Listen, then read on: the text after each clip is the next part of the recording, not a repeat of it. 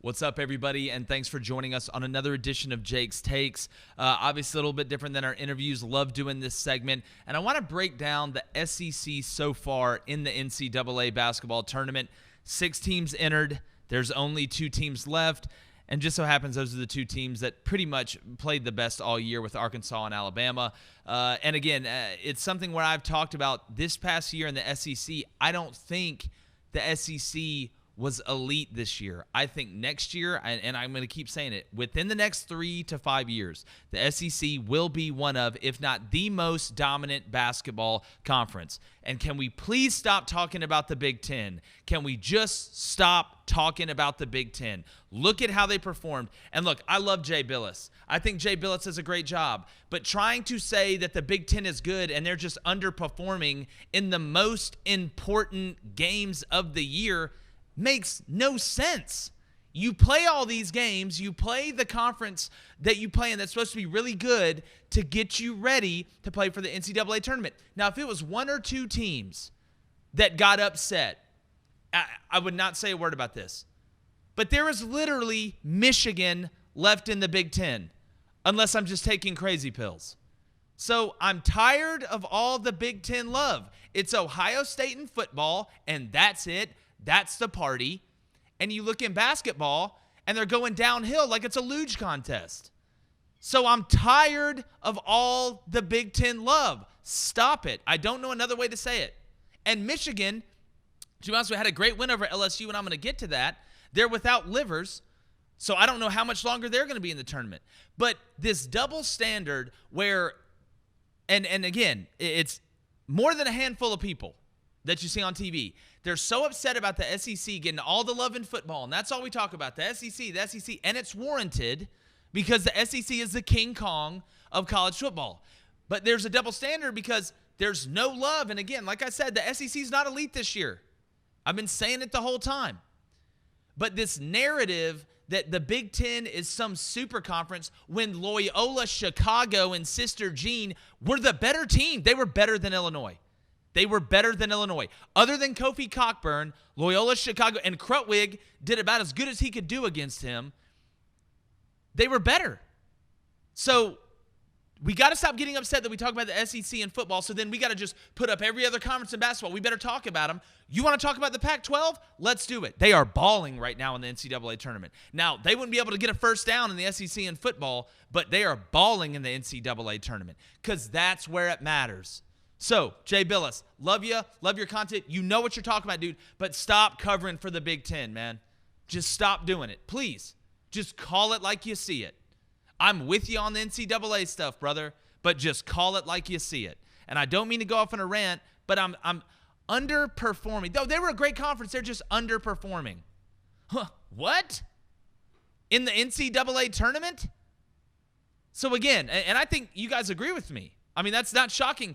Women lie, men lie. The numbers don't lie. And the numbers are in. Survey says Big Ten's overrated. There, I said it. Moving on. I want to get to Arkansas and Alabama here soon. But I want to talk about Florida for a second. I think Mike White is a great coach. And Oral Roberts is hot right now. Obanoa is playing out of his mind. And they shoot damn near 100% from the free throw line. It's ridiculous. And in March, that's what matters.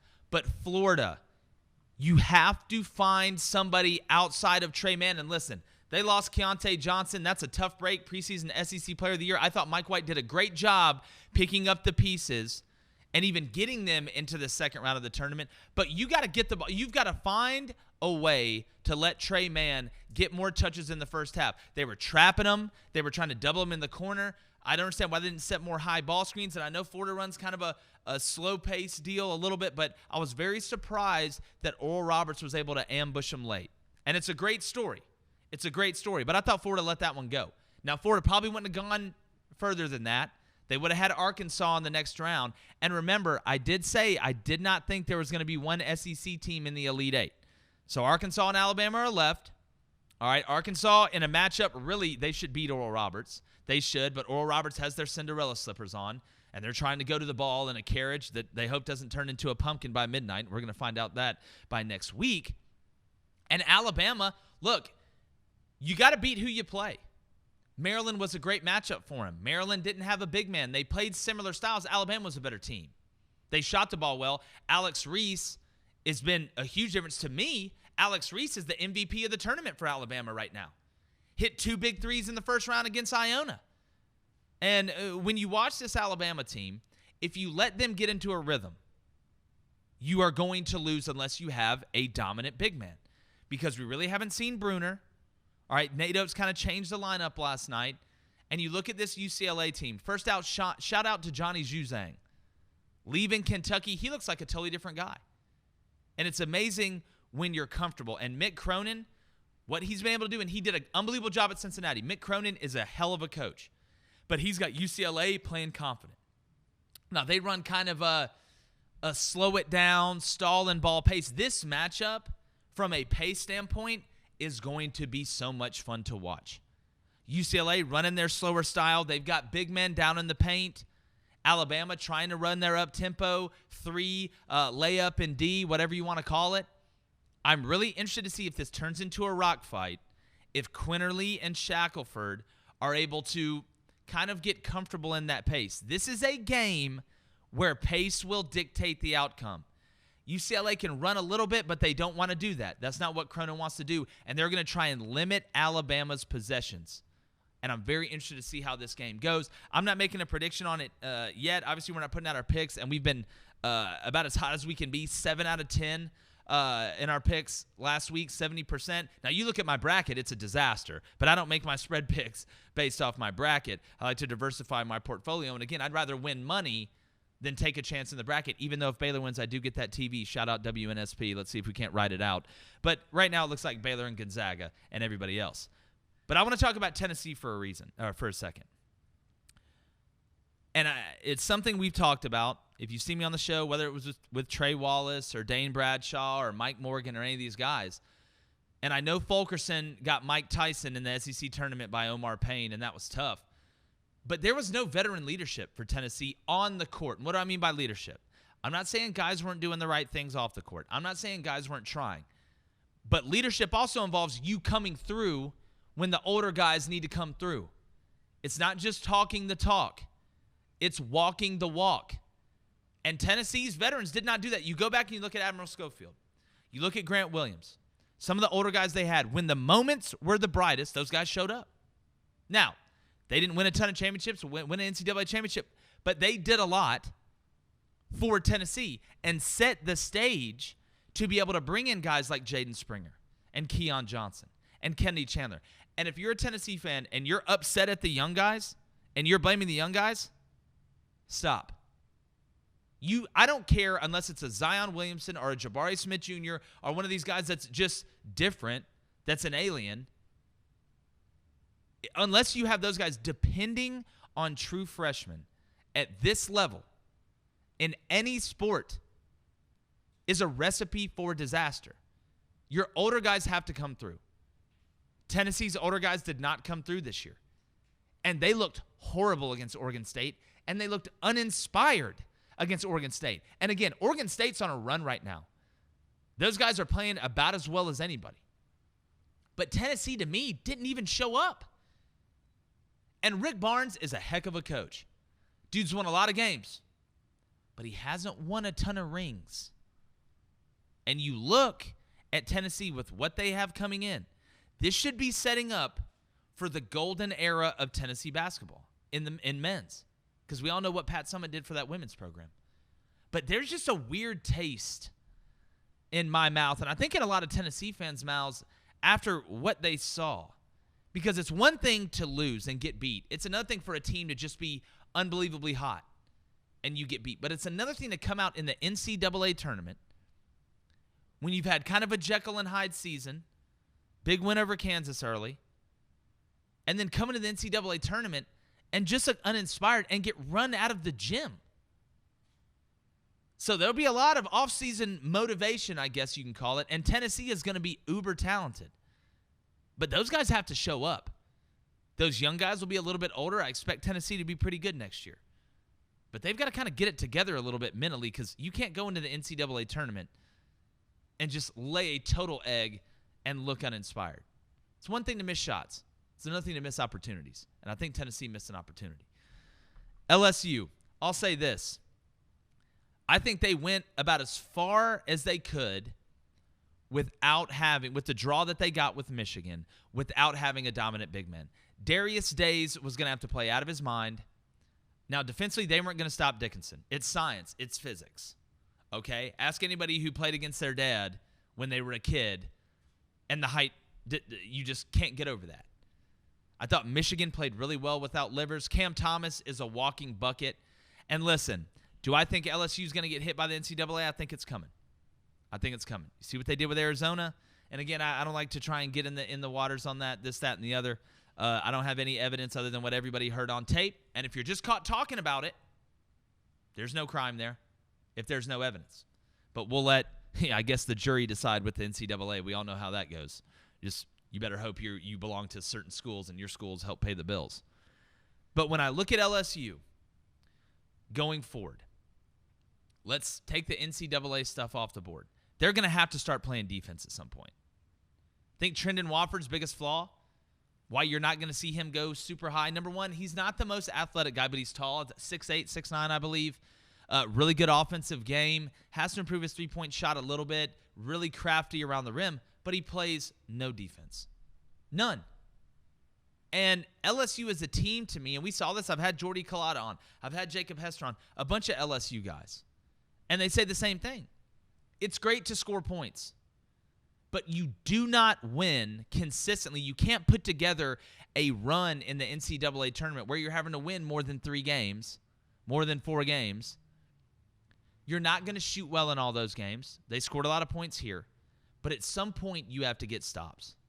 And LSU going into next year, they have got to start having a more defensive mindset, especially in big moments. And listen, yeah, you really turned what we thought halfway through the year. Nobody thought LSU was about to do anything.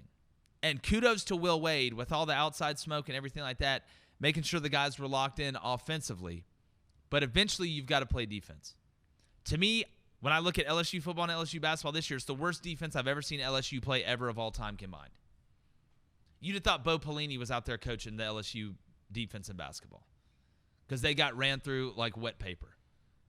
And it's got to improve. And this league, the way it's gassing up, you better be able to play defense because there are going to be guys that you play every night, and there already are, even all the way down at Vanderbilt with Scottie Pippen Jr., guys like that. You better be able to get stops. Our teams are going to run you out of the gym because this league is doing nothing but getting better. It's getting more competitive. It's getting more depth. No Kentucky. Florida out in the second round. So if you don't understand that you can't just show up in arenas and outscore anybody anymore in the SEC, you will not have success in the SEC. What's the difference in Alabama this year? They play defense in transition, even when shots aren't going in. What was the difference in Auburn's Final Four team? Bryce Brown and Jared, everybody talked about Bryce Brown and Jared Harper making a ton of shots and Chumokiki, but they played defense. They harassed you for 40 minutes. And that is what wins in tournament basketball because the shots will not always go in. And in closing, Missouri got put out in a hurry. I couldn't help myself. Quanzo Martin to me. And they've had some bad breaks with injuries. You look at Porter Jr., you go down the list of some of the top guys they've had. Missouri is scary to me, but it just seems like they can't get over the hump. Oklahoma was missing their best player, or one of their best players. That's why that line flipped to Missouri. But for some reason, and I think it comes down to personnel, it typically always does, Missouri doesn't have enough talent on their roster. Jeremiah Tillman, I don't know when he stole Harry Potter's invisibility cloak, but he did because the dude just disappeared. You couldn't see him. And at the end of the day, the teams that typically win are the teams with, and this is in any sport, are the teams with the best players that are the most disciplined. That's about how it goes. Missouri, pretty disciplined. I love Drew Smith's game. I mean, that dude kept him in it. Gave him a shot at the end. I mean, hit some crazy step-back shots that I haven't seen him hit all year. Then you look at a guy like Xavier Pinson. who may or may not be at Missouri for any longer. Who knows? But that roster was not talented enough to make a run. But they made the tournament. Kwanzo is a good coach. I mean, he was a good player. Think he's a good coach. He recruits well, but they've got to get over the hump. And I know Missouri fans really want them to get over the hump. So all in all, what are we getting at? The SEC this year, about like we said, like we've talked about, not elite. You've got 2 teams in the Sweet 16, which is one more than the Big Ten. I'm not getting back on that soapbox again. It just bothers me. But I think next year and down the road, the SEC is getting ready to start making a huge footprint outside of Lexington and Gainesville in the NCAA tournament. And as far as Arkansas and Alabama, I think Arkansas beats Oral Roberts. Moses Moody is playing unreal. You look at Devo. I mean, you look at Justin Smith. I love the way that Musselman coaches. I love the way that Eric Musselman coaches. His guys play the same when they're down 10 and they're up 10, and they're poised. The difference between Arkansas, they could have freaked out in the first round against Colgate, the dentists, when they were down, I think 15, 16, but there was no panic. They made their run, got it back to 3 within halftime, blew the doors open. It's like, what's that show? I don't watch it on ABC or whatever. This Is Us. Yeah, that's them. And I love watching those guys play because they're consistent every day. Eric Musselman, consistent every day. And that's what wins. Alabama right now caught a lot of breaks. How Texas lost to Abilene Christian, and I just don't get it. You scored 52 points against Abilene Christian. They had the 1 7-footer that can barely run straight. And everybody else, they got guys that are 5'7", 150. I mean, it should have just been, I literally tweeted out, it looks like a JV team is playing the varsity, like a preseason scrimmage in that UCLA Abilene Christian game. When that 7-footer went out, it was just like, oh, thanks. Here we go. Oh, rebound. You could have had a triple-double on one possession. That's how many offensive rebounds UCLA was getting. Just that's embarrassing if you're Texas. That's embarrassing. On the anniversary of Shaka Smart's VCU run, you've got Greg Brown, Jericho Sims, Coleman, and you can't beat the boys from Abilene, and it was a great win for them. But it was 53-52. What? Can't believe that. Embarrassing. But this tournament, and I'm going to close with this, has been the craziest NCAA tournament I've ever seen. You might as well get your bracket and just rip it up and look at what bets I'm giving you, because that's about where it is right now, unless you just close your eyes. Or we know who's winning the bracket right now. It's the person that picked the teams because the mascot looked the coolest, or that they knew somebody that went there. Oh, Oral Roberts, my cousin Dale went there. Oh, let's put him in the Elite Eight. Those are the only people whose brackets are doing great right now. And I love it. I love the parody. I think it's great. It makes for compelling television, especially for somebody that believes the NCAA tournament is the greatest postseason event that there is. But there is something weird about the bands not being there. It's just weird. Even when they go to commercial, it's weird. Because people, they go to commercial and the guy's playing the trumpet, You don't even see that anymore. It's just, all right, guys, high five. Let's go to the timeout. It's weird. And look, I get it. We don't get political here. Whatever you think, they should be there, they shouldn't be there, whatever. But it's just weird. And and stop letting guys play in basketball arenas where the sun's coming through. I'm watching Austin Reeves from Oklahoma shoot 3, and he was making them yesterday because he cracked the code yesterday, but literally closing his eyes and shooting and making threes. Close the windows or something. Put a curtain up there. This is basketball. I feel like I was watching them play at the rec center. The only thing different was it wasn't outside where you got to judge the wind.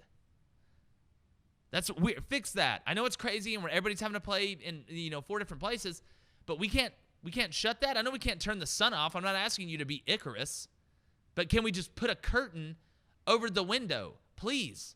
I'll do it for half the price. So again, and I don't mean to rant, it's just little things, but I'm loving the way the tournament's going, and we're not going to release any bets yet. There's only one. There's only one I'm saying right now, and I'm going to do a separate video for it. It's going to be quick. Take the Loyola Chicago Oregon State over at 125. Take it while it's there. Loyola and Oregon State are playing great on offense, regardless of the pace and style they play.